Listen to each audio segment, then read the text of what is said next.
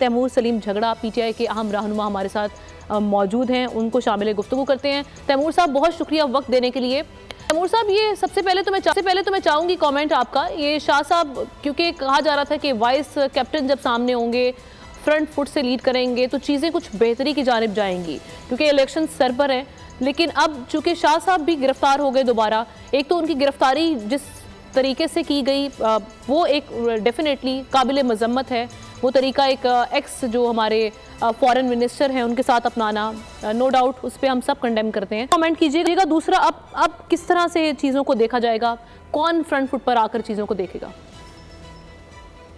देखिए, पीटीआई के election campaign की किसी को फिक्र नहीं करनी चाहिए। जब इतनी मुश्किलात के बावजूद पूरे पाकिस्तान में पीटीआई के कैंडिडेट्स बाकी किसी भी पार्टी से ज्यादा, और इनमें वो कैंडिडेट्स शामिल नहीं है जिन्होंने अपनी कागजात पे पीटीआई नहीं लिखा होगा, तो इंशाअल्लाह जो ये 7 महीने में PTI has gone from strength to strength, तो आज से 8 फरवरी तक भी आप देखेंगे कि पीटीआई की पोजीशन सिर्फ मजबूत होगी, और उसकी वजह यही है कि पीटीआई किसी असूल पे खड़ी।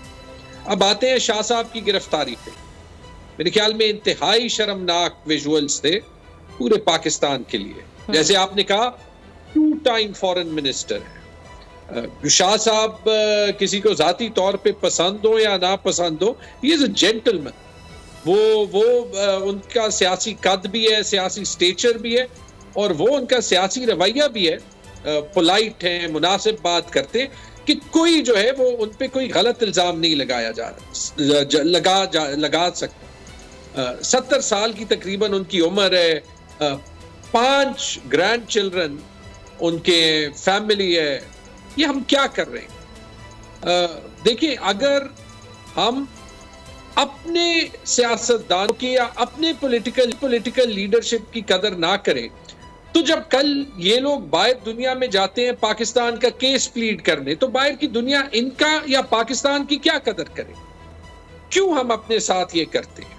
और फिर एक इस पे मैं लास्ट कमेंट करूंगा, वो ये कि केपी में तो हमने बड़ा सख्त वक्त गुजारा है, लेकिन आज के ये मनाजिर देख के और इसके साथ पिछले 5-6 दिन के मनाजिर देख के, जो ये नॉमिनेशंस के फेज में पंजाब पुलिस कर रही थी पीटीआई के सारे कैंडिडेट्स के साथ, उन पे छलांग मार के, कागज छीन के, लग तो ये रहा था कि इंडियन पंजाब की पुलिस आई है।